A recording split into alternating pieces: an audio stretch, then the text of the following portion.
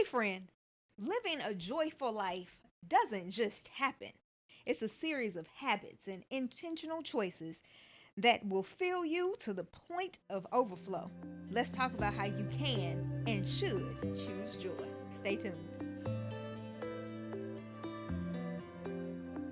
I'm Ashley White, the host of Joy on the Journey podcast, a weekly podcast all about finding, defining, and maintaining joy on the journey of life.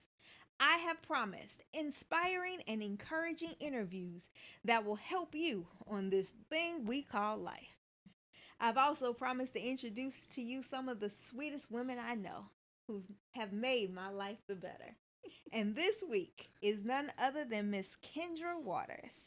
Kendra attended Howard University in Washington, D.C., where she earned a Bachelor of Arts in Communication and Radio Production. She also has a Master's of Education in Elementary Education. Let me tell y'all, when I was doing my research and my stalking, I was like, say what? I love the babies. She is the founder of Start With Can LLC and the director of program operations at the Women's Home in Houston. However, some of her greatest skills are on the stage. She is a trained actor who has starred in several productions, including Sisters the Musical, Having Our Say, and Steel Magnolias. She's also a dear, dear friend, sister, and soror of Delta Sigma Theta Sorority Incorporated. Hmm. Kendra embodies intentionality, fierce focus, and determination to live a life with overflowing joy.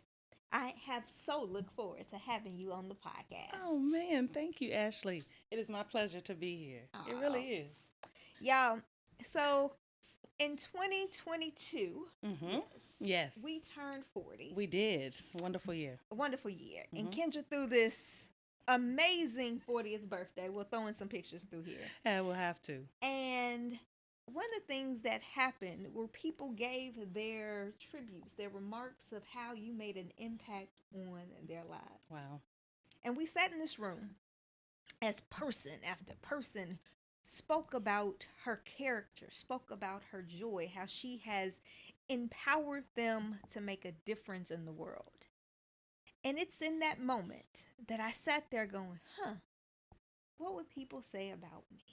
Mm. So I want to thank you for having that moment of inspiration to make me move in a way that helped other people's lives become better.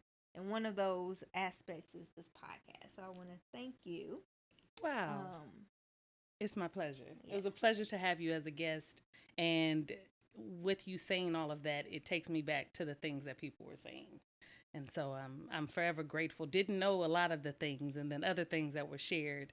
It's just funny how life just happens and how you connect and build these intentional relationships with people. I'm extremely grateful for the people who are at that party and people in my life. yeah. Hmm. So Kendra, we start every podcast Okay. because again, the podcast is all about defining, finding, and maintaining joy on the journey of life. Hmm. So, how do you define joy? So, those who know me know I'm the acronym queen. So, I can take any word and I'll give it a new meaning with that acronym. So, I thought long and hard about this, but joy to me is a jubilant, outstanding yes. Oh, And I'll repeat it because jubilation, outstanding yes, or jubilant, outstanding yes means that anytime that I'm experiencing joy, I'm actually saying yes. I'm excited about it. I'm joyful about it. I'm overjoyed about it. And so that's what joy means to me. And this past year, into my 41st birthday, I've been on this intentional quest to encounter joy, mm. experience joy, and embrace joy. And it's different, those are different levels because I've encountered joy before, but then something happens and it gets me off kilter. I've experienced joy. I've been around different people. I've gone to parties. I've heard that sermon in church, but then it's derailed and I sink back within myself because life has a way of lifing. But this past year, I've been on this journey of embracing it, sitting with it, being captivated in those moments of joy to get the most that I can get from myself. Mm. Hmm. Jubilant, Outstanding, yes. Jubilant, outstanding, yes. Hmm. Wow. We can sit in it because I've been sitting in it for the past couple of days. I'm like, jolts of joy for me is really, I'm jubilant. Like when that's not a word that is used often, but when it is used, it makes you sit up a little Yeah, differently. absolutely. Outstanding to me, one of my favorite songs is Outstanding by the Gap Band, but outstanding is, look, I'm getting ready to do something great, something that's um, rewarding, something that is fit just for me. And that yes is more of not just it's not what you say, it's how you say it. It's an exclamation, a way of exhaling to say, hey, yes to joy. And how many times in my life over the past 41 years have I truly said yes to joy? I can probably count maybe on two hands, maybe one toe, one foot, not one toe, one foot. But I didn't always allow myself to stay in that perpetual state of joy. And so that's where I am. Mm-hmm. That's where you are. Mm-hmm. And so let's talk about that transition. Was there a spark of encouragement? What was it that led you to go, I need to be more intentional about seeking and feeling this jubilation? It was in 2021, um, early part of 2021, when I went in for a standard doctor procedure for a test and found out that I had been diagnosed with fibroids. And so they pushed me through the process relatively quickly and said that I needed to have surgery. I had a laparoscopic myomectomy that removed 6 fibroids that were all outside of my uterus, to the size of grapefruits, 2 tennis balls, 2 golf balls. And I remember I was following this group on Facebook, shout out to We Can Wear White, where their mission is really to be with women on their journey of fibroid awareness, infertility, just learning about Black women and the way our bodies work. And I decided in the moment that I had to go into surgery that I can't leave things on the table anymore. Wow. I was fearful, anxious. I trust God wholeheartedly, but I was anxious about going into the surgery knowing that I had to be cut because I hadn't had an invasive surgery since I was a young child. You know, you break things, you fall all the time when you're a child. But I finally decided you're going into this new season of your life. You're 39 years old. What are you waiting for? Why are you waiting to experience joy? Why does it take something happening for joy to happen for you? And so that's when the shift happened. And the theme for the party that Ashley mentioned is it was a carnival theme. And the carnival culture with the Caribbean is freedom. It's true freedom. It's no holds barred. Everybody's out there just enjoying themselves. And I wanted to exhibit that freedom that I was realizing inside outwardly and share it with the people that hold dear and I love. That is so good. The second phase of the podcast is all about your joy journey. Okay. And so, as we mentioned, about a year ago, we turned 40. Yeah. And to celebrate, you were intentional about doing something special on the 4th of every month. Yes. Where did this idea come from? And I understand that you've continued doing I have. What have been some of the most impactful moments? So, to answer the question of where did that idea come from, most of us, we experience our golden birthdays on the date, like we turn a certain age.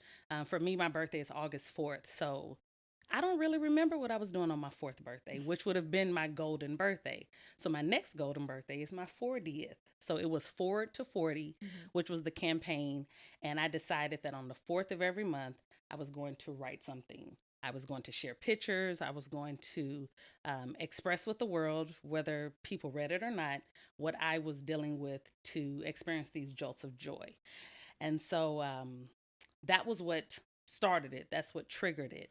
And some of the most memorable ones I've had were I've met people in airports. I've met people who helped me with my car. I've talked about my friends. Themes vary from living authentically to embracing yourself unapologetically. I always have a special quote that's in there and a challenge for the month.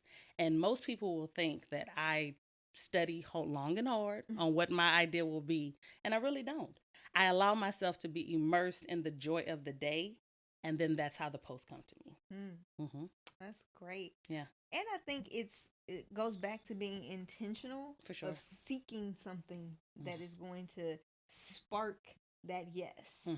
And then sharing that with the world, because so much of what we see determines our attitude and our perspective. Absolutely. And I want to thank you for shining light and not darkness, even though darkness is a part of our life, but you have intentionally chosen to shine your light and shine it positively. Yeah. While at the same time challenging folks like, hey, what are you doing every month? What are you doing, what are you to doing? find your joy? Yeah. Absolutely. Yeah. It's interesting that you said light, because light is actually one of the words that came up in most of my posts for my 41st birthday as well as my 40th. But people are like, keep shining your light, keep sharing your light with the world. And it's I did not wear this color by happenstance. I wanted to make sure I showed up bright and joyful because it's one of my favorite colors that I have. But staying in the vein with acronyms, I have one for light as well. Go. And so that's a lasting impression given with a heartfelt touch. Ooh. And so anytime I share my light, I want people to leave me better than when they came. I don't want it to be a sticky film residue. I want it to be a residue that makes you want to encounter me again. And even if we never encounter each other again in this life, it is you go out and you touch someone else. At my father's funeral, one of the women who was like a second mother to me that I grew up with, she gave this picture with this quote at the bottom of it that I've held true for many years. And that quote is, touch someone's life as you pass them. You may never pass that close again. It's not far. Reach out in love and touch someone. You'll be surprised how soon that same touch comes back to you. So me being intentional about the journey with joy, with my company, Start With Can, which was founded in honor of my father, is to reach out, to share light, to touch others, because you never know what people need unless you reach out. And so if you meet Kendra, you're going to have somebody who's going to reach out and touch. Yes, absolutely. So now let's talk about Start With Can. Yes. What was the lightning rod that inspired you to start the consulting business? Oh my goodness. So I had people walk up to me at church, at work, in chapter meetings saying, how is it that you can connect with everyone? And I have to tell them, I don't connect with everyone. They said, oh yeah, we watch you. You're able to talk to anyone in the world. I'm like, okay, well, I'll take that. So my father, Start With Can, actually, CAN is an acronym for Connect Above the Norm. And so many people would ask me about employee engagement practices that they can do to actually be more intentional with the people that they manage. I had churches who would reach out and say, well, we're trying to do evangelism, but how do you really do evangelism? In an intentional way that really meets the parishioner where they need to be met. And so I did a few trainings also at Wheeler Avenue Baptist Church, our church, with the Christian education department, and talked about how we need to shift people from the perimeter to purposeful position. And so while I was doing these trainings, Start With Can just became fluid for me. It just flowed out of who I was, what I had been doing for all these years, and connecting with people. So now I actually have some individual clients, some private clients, as well as some organizations who are trying to create practices to help them be more intentional. And they get a little sprinkle of Kendra in there, like the connector. They can't take me, but I think all of us can do a better job of actually wanting, connecting with intention with others. And above the norm is whatever you have done in the past, just stretch yourself a little bit more. You'd be surprised how wonderful it will be with the people that are around you, how they'll feel the impact of what you're doing for them. Yeah. So the pandemic, whether we're out of it, and I'm not sure that neither. Yeah, it was a lot. We still in it. Yeah. But even before the pandemic, so many people struggle with building relationships. Correct. Struggle with being vulnerable enough to say, hey, I would like to learn from you. They struggle in that interpersonal segment. I'm one of those as well. Really? Oh yeah. So self question.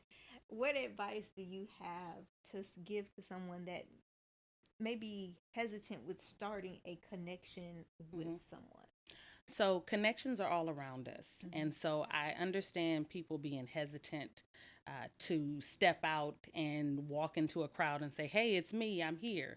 That's not the part of connections. Connections is really, hey, you're at church with me, or I've seen you at the grocery store, or I like your dress, or I want to move this cart out of the way or hold the door open for you. It's small incremental things that you can do to make an impact. You become someone who's impressionable just because of how you treat people. And so my advice to people who may be a little apprehensive, I never thought you would be. Ashley, you are one of the most outgoing people that I think I know. And maybe that's because there's a level of comfortability with us, is make yourself the type of person that others want to encounter. It's just like joy. Joy will evade you and not really be, you won't be fully immersed in joy if you don't allow yourself to be connected to joy. And that's the same way about getting connected with others. So the advice in short is create a space of comfortability, evaluate the individuals that you're connecting with. You don't have to go for the biggest person, the loudest one in the room. It's not always the person you have to connect with, but make yourself approachable so that you can connect with others. It's a test, and I probably will have to, the next time I see you, bring pieces of the curriculum that I have. Yeah. But it's easy. I work with people, but I would have never thought this. Okay, we'll take it. I am very reserved when it comes down to meeting people, and I struggle with networking. Oh, yeah, I struggle with it. Oh, I can tell you some things about that one. For me, I think it's that I don't want you to think that I need something from you. Yeah. Which I think is the whole point of networking, is so that I have something you need, you have something I need. But I struggle with getting out of my way of believing I have something to offer to that person. Oh, wow. Okay. Yeah. So I will give you a story of when I was younger. My family, you really don't realize that your family didn't have a whole lot of money. Oh, I realize. But they made do with it. So we didn't take a lot of flights, but we did take a lot of road trips. And so whenever we would go out, it would be my father, my mother, and my younger brother, who's 3 years to the date, younger than me, that 3 years and 3 months. Sorry, Kevin. Anyway, we would go out and we were learning the early skills of connecting, more so connecting than networking, where our parents would be probably seated on the edge of the pool, and my brother and I would be on the inside of the pool with playing with other children. And the challenge my dad had was meet 3 people and learn 3 things about them. And so on the way home, we would talk about these individuals and the 3 things about them. Wow. So that's why connecting is what I strive to do versus networking. Networking can seem somewhat awkward because you're like, well, what do you do? And why do you do it? And how do we get together? While connecting is, I've met you at this particular event. I know that you enjoy this type of cuisine. I know that these are some of your passions or what your career trajectory is taking you on in your journey.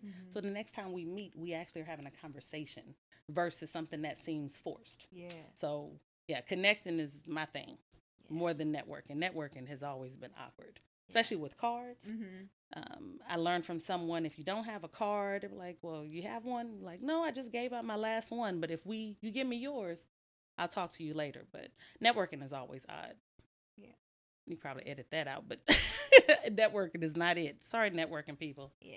It's not my thing. I think my grandfather was very good. My grandfather and my mother. Yeah. My mother's very good at making connections. Because she's amazing. Yeah, she's a rock star. She is genuine and intentional about the time invested. She's not going to run away from a conversation. She's going to sit in it. So tell me now, how you know? And so tell me. My mother get deep down in it. She'll know all your dog's business if you got one. Yeah. And I think it's being one, and we say intentional, but also investing the time. For sure. Yeah. And knowing and treating every person that you meet as if they are worthy of the time. Absolutely. Having a sincere Mm-hmm. desire to connect with people and knowing that you don't need to get anything from them. The interaction is enough. Mm-hmm. And then other things will flow from that. We are living in a very transactional world, Yeah. where every step Mm-hmm. that one person's take, they feel another person owes them something. People feel entitled. People feel, well, I did this for them, they need to do this for me. And if we just stopped for a moment just to connect with others, it would shift how things look in this world. I mean, it's not going to change everything, Mm-hmm. but it will shift a lot of things. So I try to challenge people in courses that if you look out around the room, how many people's needs are going left unmet because you refuse to connect? Ooh. Offering a napkin, offering a kind word, seeing someone, holding the door. People don't even hold the door anymore. It's very sad. Yeah. But you be that change agent. Mm-hmm. You be that catalyst of change and leave your that lasting imprint and share your light. Oh, I love that. Mm-hmm. I love that. Earlier, you talked about that in 2021, September 2021, you underwent a surgery to remove several fibroids. Mm-hmm. And this is a condition that 90% of Black and 70% of white women are diagnosed with before the age of 50. Yeah. How important was your tribe of women and confidants throughout your surgery and recovery? So the tribe, shout out to the tribe. I can't name everyone, but shout out to the tribe. And thank you for being a part of that tribe. Mm-hmm. I did a call for July 4th. That was the 4th before I turned 40, where I asked all of these women to send me pictures in their white dresses as part of that post. And so just shout out to that tribe. They played a critical piece for me because so many women who were in the tribe, I did not know. Mm-hmm. They also were dealing with fibroids. Wow. They were also dealing with health concerns, and they did not have a tribe, or they did not feel as empowered or encouraged to share their story openly. Because, we share a lot on Facebook, a lot on Instagram, a lot on all the other social media platforms, but when it's something so close to us, Yeah. We're bearing our souls. We're being so vulnerable and transparent. And what I realized is I needed to do it differently to show my tribe and show other women I encountered that you can do this. And so every year in July, again, still following the campaign of We Can Wear White, supporting other sorority sisters who are still dealing with that concern in their lives, we still connect for Fibroid Awareness Month in July. Mm-hmm. And so it's been 2 years now. I am healthy, I'm well, and I'm just grateful that I had a platform to be a platform and a platform to connect to. But my tribe is dope. Get you some good friends. If you don't have any, get you some good friends. I mean, get you some. Yeah, please. Mm-hmm. And don't call everybody your friend, because everybody who wants to be in your tribe can't be in your tribe. I got an acronym for that too, but we'll talk about it on the next segment. I do. So what advice, if any, do you have from someone that has been recently diagnosed? They've been going back and forth. Do I have the procedure? Do I not? Do I tell anybody? There's sometimes some shame built around something that you can't control. But do you have any advice from what you've experienced for anyone? What I will say is pay attention to your body. Get connected to a community of women or a tribe. I talk about We Can Wear White often. I have other sorority sisters who are in their own on their own journey, who are connected as well, and are doctors and nurses that have told me the worst thing you can do is not say anything. So building that level of trust with some medical professional or some community. And if you don't have anyone, you can connect with me. I mean that. And so, one, if you have any kind of trepidation about the procedures, there are different types of procedures. What I had was more of a non-invasive. It was invasive, but they went into entry points and then also cut closer to my bikini line, and were able to do it laparoscopically with a robot.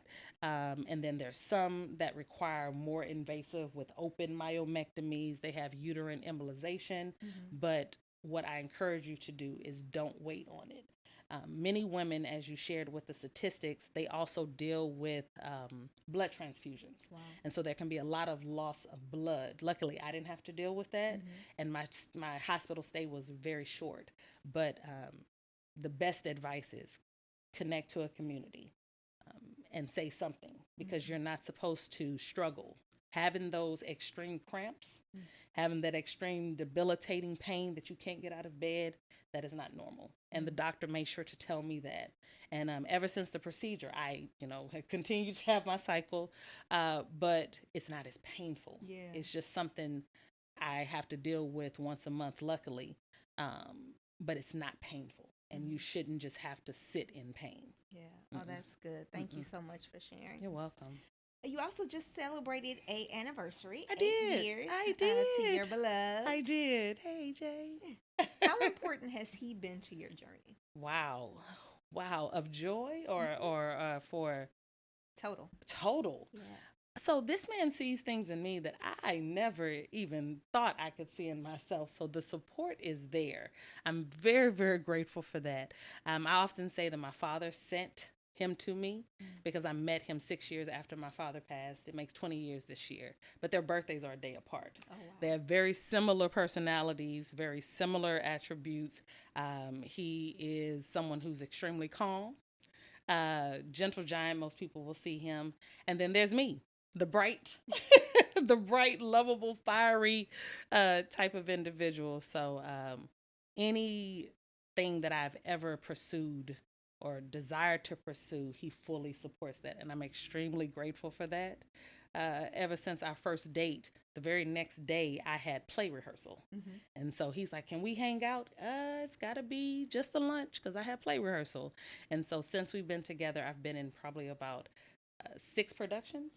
And that takes a lot of rehearsals and time away from each other. But I'm very grateful for someone who supports me wholeheartedly. Yeah. And then our final question, or my final question in this Sure. segment before we move to the next one. You spoke lovingly about your father. Yeah. And you've also spoke lovingly about your love for theater. Yes. Do those two things have a connection? They do. Oh, they do. My father, Dennis Ray Edwards, he is still living within me and was one of the greatest men that I've ever known in my entire life. And I'm not just saying that because he's my father. Others will agree. But he was in productions. I have been in plays since I was in the 3rd grade. But I was in the Amen Corner with him. I've seen him in Driving Miss Daisy, The Piano Lesson, Lilies of the Field. And this was all at a volunteer theater. Shout out to Brazosport Center Stages in Clute, Texas. I'm from Lake Jackson, Texas. And so since I've returned back to Houston after graduating from Howard, was in several different musicals. Some you've mentioned, others, The Intimate Apparel. I've been in Crowns, a couple of musicals. And so just like when I sing in the choir at church, when I'm on the stage, I'm connected to my father. Like he is with me every time on stage. And this most recent production of Still Magnolias was so deep because anyone who knows the story, it was this time it actually was a diverse cast. Okay. Like I was Malin. I got to play the mother of Shelby. But when she's talking about Shelby on the stage and how Shelby's untimely passing, every single night, my dad was right there. It was a labor of love. I cried so many tears. Lashes would almost fall off every night. But there's a divine connection between those two spaces. And I'm grateful that I have the gift from him, and it allows me to stay connected to his legacy. All about connection. Yeah, for sure. You know it. I'm going to keep saying it. All about connection. Yeah. So the final segment, is called The Journey Ahead. Yeah. So as you are seeking the Lord's face and favor for the next phase of your journey, would you dare share your hopes, your dreams for yourself over the next 5 years? Wow. These questions. I love them. So for the next 5 years, I see myself expanding Start With Can LLC more, working with more clients. I'll be launching a few things through Create the Connection, which is actually a traveling show where I actually show people the tools and the skills and the tips on how to connect with people. And I'm interviewing lots of different people from different areas and careers, and just friends of mine from all over the country. So I dare people where there is no connection, be open to create one. So for the next 5 years, it's that, hopefully expanding my family. You know, that situation with, I encourage people, if you have the desires of your heart, you pray to God. And there are different ways to expand your family. So if you say 5 years, let me put it all out there. And then again, staying connected with people like you. And I mean that genuinely.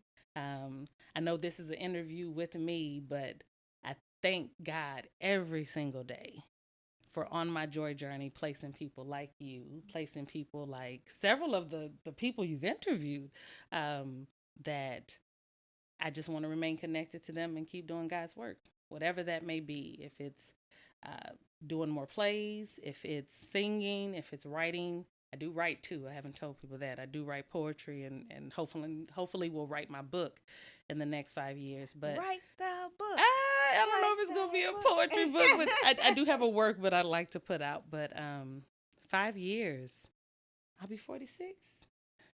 Oh yeah, it's life is bright. Life is bright. Very so good.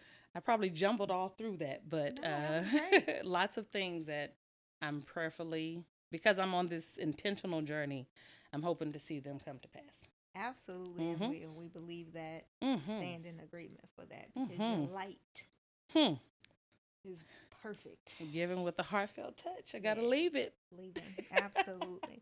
How can someone contact you if they're like, oh, I need the connectivity, I need the intentionality? Got you. Well, they can contact me at Kendra at startwithcan.com. You can also go to startwithcan.com. I'm on Instagram at Create the Connection as one of my handles, as well as Ken D. Waters, Kend Waters at IG. And I look forward to connecting and learning from new people. And I'm available if you want to just have a conversation. I'm open to that too. Excellent. Y'all, this has been so beautiful. If you also have an acronym for joy, let me know that too. Yes, come on. Got several. I need to she needs to trademark that, and then I can borrow. Yes, you can. I'm working. Let me put that down on my list. Yes. Comment everywhere that you can what your favorite takeaway was from this episode. And while you're there, go ahead and hit that subscribe button, hit the like button. It helps us become more discoverable so other folks can have this inspiration. Kendra, thank you so much thank you, for Ashley. joining the podcast. Thank you for having me. It was wonderful. It was excellent. She did good, y'all. She was nervous. She was amazing. But until we gather again every single Thursday, may the Lord increase your joy, grant you strength for the journey, and give you the courage to tell your story. Bye, friends.